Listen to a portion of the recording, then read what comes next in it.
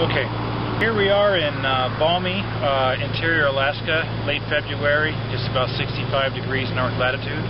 We have here a 1977 Mercury Cougar Brougham, which has a very large engine, very highly geared, and it doesn't rev much at all in normal processes. So, because of its low temperature ignition, 60,000 volts, and its carburation, it builds up quite a bit of deposits. Now, this idle is slightly rough, even though it's an immaculate tune.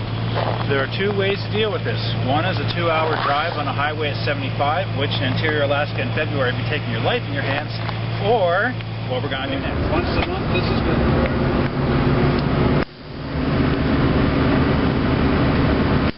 We do this for about 20 seconds.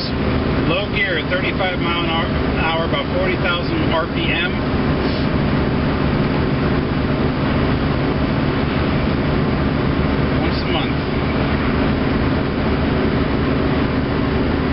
Which is almost exactly the distance between these street lights at 35 miles an hour. And why? Oh, get the carbon deposits off the valves and the plugs, and out of the carburetor. And boom. Good for a whole month. Idle, smooth as you can wish for. You learned something new every day. You're done? Done.